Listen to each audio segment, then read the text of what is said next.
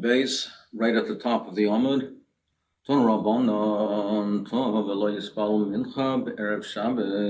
a person was made a mistake and he didn't daven mincha on Erev Shabbos, now we learned before that if a person is tall and he missed that tefillah, then the next tefillah he davens twice, one for his obligation, and the second time as a tashlum, as a makeup for the previous tefillah that he missed. In this case, he missed mincha on Erev Shabbos. Now, when it comes to next tefillah, it's Marav of Shabbos. It's not the same Shemona Esrei. So what does he do?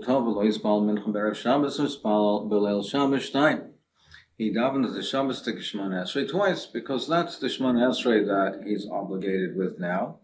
That's the Shemona Esrei of this time period. He davens once for his chiyuv, and the second time is for tashlumim, for the mincha that he missed on Erev Shabbos. However, mincha b'Shabbos, if he made a mistake and he didn't daven mincha on Shabbos, mispal b'motzei Shabbos shtayim shalchol, then he davens twice Mariv, and again he davens the relevant Shemona Esrei of that time period, which is Chol. It's the weekday Shemona Esrei, but Mavdol b'Rishayna v'ena Mavdol b'Shniyah. He says Havdalah in the first one and not in the second one. Havdalah is an obligation to say it only once. A Mavdol, to be Mavdol bein Shabbos l'Chol. It's not a part of the Shemona Esrei per se. The Shemona Esrei on the Motzei Shabbos is a valid Shemona Esrei without Havdalah. He's only Mavdil on the first one because that's his chiyuv, and therefore he has to daven that Mariv of Motzei Shabbos, where there's an obligation to be Mavdil, Atachan Tanu. And the second one, which is a Tashlumim for the previous day, for the Mincha of Shabbos, he's not Mavdil. But if he reversed it, if he said Havdalah the second time and the first Shemona Esrei he did not, so then Shni also lo Rishona lo also lo. The second Shemona Esrei is counted for him. The first Shemona Esrei is not counted for him. It's not considered part of his obligation, and it's not considered a makeup either. It's not counted. Well,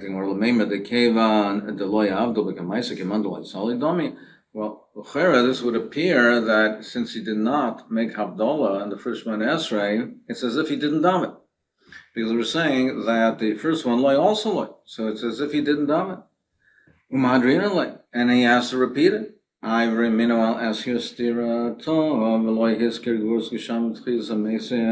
a person made a mistake in Shemona Esrei and he did not say much of Mori Geshem, and he didn't say the same Talmud to the Berachos Hashanim, he has to repeat the Shemona Esrei. But if he omitted the Havdalah b'Chayin Das, ein machzir naisa b'bnei sheyochel la'ira ala kais, because he has another opportunity to say Havdalah ala kais when he makes it on the cup and with the nearest, etc.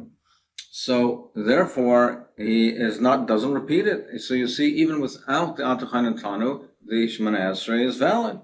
Kasha, it's a kasha, because when we said before in the Baraisa, it says Rishon Alei also. It would seem to be that it's not considered a Shemona Esrei. It's as if he didn't daven, if he didn't say Atachan and Tanu.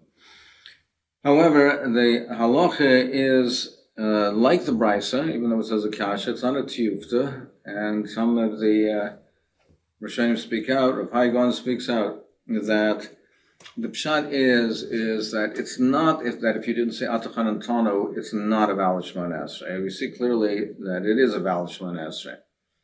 What it means is that Tashlumim can only be said after the chiyuv, that you daven the chiyuv, your chiyuv first. If a person davens his Tashlumim first, then it's loy also loy. It's not valid. So they explain is that by davening the Shemona Esrei on Marev at the Motzei Shabbos, and by not saying Atachan Tano in the first one, and saying it in the second, is as if he's making the first Shemona Esrei into the makeup Shemona Esrei, into the Tashlum Shemona Esrei, because that's a Shemona Esrei that does not require Havdalah, and by saying Ata Chanatano in the second one, it's as if he's saying, making the second one into his chiyuv, his obligation. And therefore, the first one is not also, because the tashlumim can only be valid if it comes after his primary obligation, if it's after the chiyuv. Now, by reversing the order of Ata Chanatano, it's as if he's making the first one into the tashlumim and the second one into his chiyuv.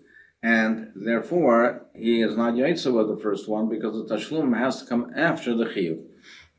So, Lamaisa, if a person only davened one Shemana Esrei Motzei Shabbos and he did not say Havdalah, did not say Ata Chanatano, he is yaitza the Shemana Esrei, he does not have to repeat it, and he's soymach on the Havdalah ala kais.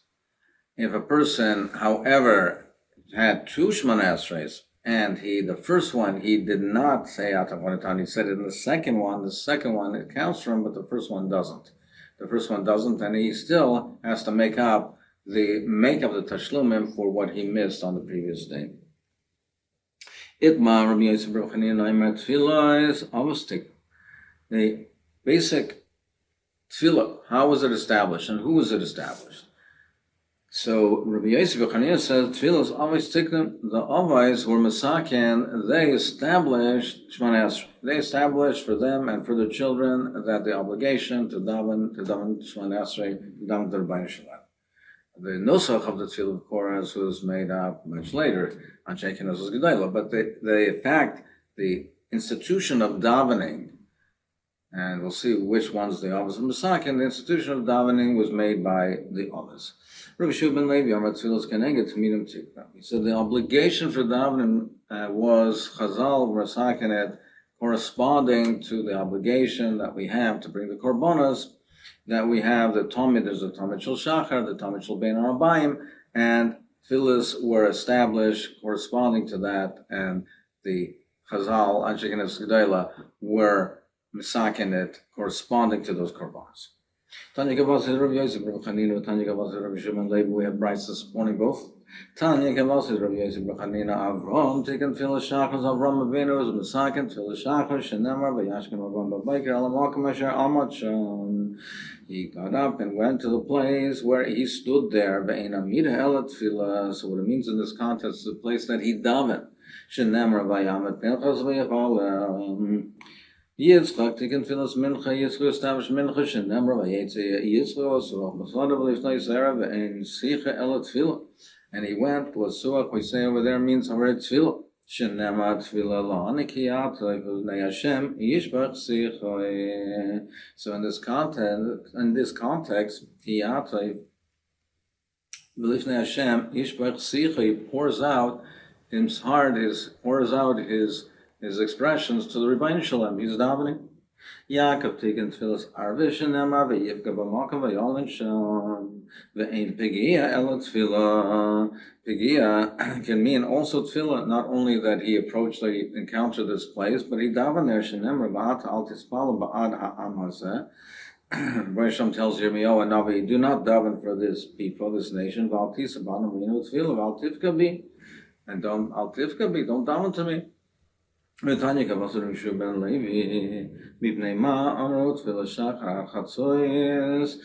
a brisa now. So the first brisa supported Rabbi Yosef Chanina, that obviously. Now we have another brisa that supports Rabbi Shua ben Levi, that is corresponding to the korbanos. Why did the Chacham say that Tefillah Shachar can only be done until Chatzos? Because the morning Talmud can only be until Chatzos. It's a Talmud Shel Shachar. What is Shachar? What is morning? Till noon, till midday. Till midday is morning, and that's when the Talmud Shel Shachar can be brought, and therefore Shachars can be davened. The latest time is until noon. Rav Yehuda Himrad Arashos, he says no, it's only till the 4 hours of the day. Sharei Talmud Shel Shachar Karvahal Arba Shois, because its morning is only till the 4 hours. We'll see later in the Gemara how he knows that the morning is only 4 hours of the day, but that's what he says. He defines morning, so therefore the Talmud Shel Shachar is only nikra till 4th hour, and similarly, till the Shacharis is only on Arba Shois. Why do we say mincha is until the evening? According to Tanakama, the afternoon Talmud is it's until the end of the day. So mincha can be down to the end of the day. But Rabbi Yehuda plaga mincha, he said no, only until plaga mincha, until the half of mincha. We'll see more shortly what that means. Because the Talmud shall be in harbayim because the Talmud shall be in harbayim is only makravit to the plaga mincha, not to the end of the day. Why do we say that Marav can be the whole night?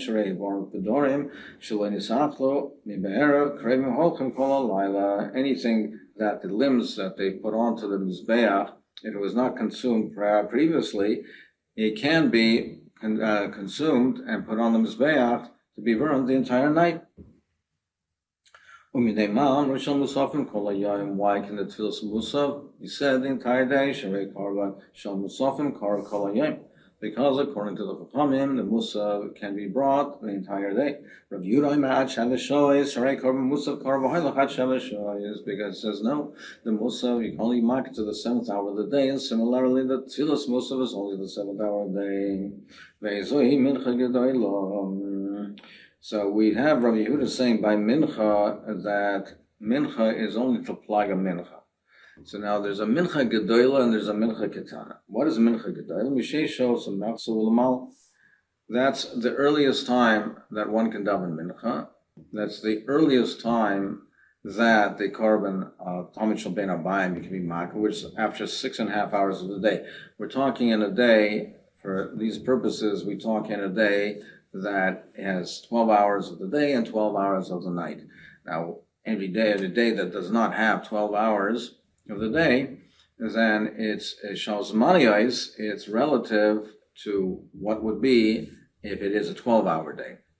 So if it's a midday, then whatever the length of the day is, if it's midday, then it's a 10-hour day would be 5 hours. A 12-hour day is 12 hours. So mincha gedola is after 6.5 hours of the day. If the day that has 12 hours, it's after 6.5 hours of the day. That's after that time is the earliest time when the Talmud shel ben abayim could be brought. Ve'ez mincha ketana. Mitisha shows some mala. Mincha ketana is after 9.5 hours of the day. That's mincha ketana. So Iboilu, Rabbi Yehuda, plag mincha kama kamar, plag mincha choyna kamar. He says plag mincha. Is it half of that mincha gedola from 6.5 hours of the day to the end of the day? So that's a 5.5 hour period, and it's half of that. So it's a 5.5 hour period. Each half is 2 hours and 3/4. So it would be from 6.5 hours of the day plus another 2 3/4 hour, or is it plag mincha achroina kamar, which is from 9.5 hours of the day till 12, so it's a 2.5 hour period. Each period is an hour and a quarter. Now, if we're starting from the second half, the plag achroina, so it's from 9.5 hours. If you add on an hour and a quarter, it's 10 3/4 hours. So what did Rabbi Yehuda mean? Did he mean that it can be recited mincha until 10 3/4 hours of the day? Or is it the first plag? So Tashma, the Tanya Rabbi Yehuda, Amar plag mincha chroina. It's until the plag mincha chroina, meaning taking from mincha ketana, from 9.5 hours of the day till the end of the day, half of that period, which is that entire period is 2.5 hours, half of it's an hour and a quarter. 9.5 plus an hour and a quarter is 10 3/4. It's until 10 3/4 hours of the day. So it says clearly, plag mincha chroina, yud aleph shows chosar revia. It is 10 3/4 hours. Name it how to use the Rabbi Yosef Brachot. Let's say that this bryce over here is a kash on Rabbi Yosef Brachot because it says clearly that it was keneged, the tefillas keneged, the korbanos that's meetim. So let's say it's a kash on Rabbi Yosef Brachot. Amalach Rabbi Yosef Brachot, lo'ila me'melach tefillas always tiknu. Really, I'll tell you that tefillas always tiknu. V'asmachin rabbanon the korbanos. The rabbanon they correlated it to korbanos. But the etzem takana, the institution of the tefillah, was by the others. The Rabbanan corresponded to the korbanos that it should be at the particular time of the day or the afternoon, the morning, afternoon, and evening, corresponding to korbanos. But the institution of the tefillah, he holds, was by the others. Now you have to say that, you must say that, because Tfilas Musaf, according to him, who established that? Now, Ovis did not establish Musaf. We don't find anywhere that Ovis established Musaf. Ela Tfilos must be Tfilos Ovis Tikna. Must be that the Tfilos Ovis Tikna Masmechin Rabbanan and Karbonas. And the Rabbanan were Masmechat and Karbonas. But he also agrees that it has to be, even if the Ovis Musakin, the institution of Tfilah, but it has to be correlated to Tfilas. And we see that clearly by Musaf, because the Ovis were not Musakin Musaf. Aspi, that even though he holds Ovis Tiknum, it was the Chazal correlated to the various korbanos. So what comes out, according to Rav Yosef Yehuda, is that the Ovis Musakin it. Means they instituted it as a takana for them and for their children. The Rabbanan correlated to korbanos. Now, if you hold that it's keneged the korbanos, Rav Yeshua ben Levi, so what does he hold? Does he not hold that the avos davened? No, I mean, we have these brises that seem to indicate that they did daven. So, l'chayro, the pshat is, and this resolves another problem that Tosfos Shonim deals with. They were saying that Yitzchak was Masakin Mincha. We find, and Tosfos over here also asks this kasha, we find that Shloisa da Avram, the tefillah of Avram Avinu, was in the afternoon. So apparently Avram Avinu also davened Mincha. But what he says is, yes, Avram Avinu davened Mincha, but he instituted for himself and his children and future generations Shachris. He davened Mincha, but he did not institute it. Yitzchak davened Mincha and made it instituted for future generations. So perhaps what he holds is that the Avos, he also agrees the Avos daven, but he holds they didn't institute it at all as a chiyuv for future generations. The entire chiyuv comes from the korbanos.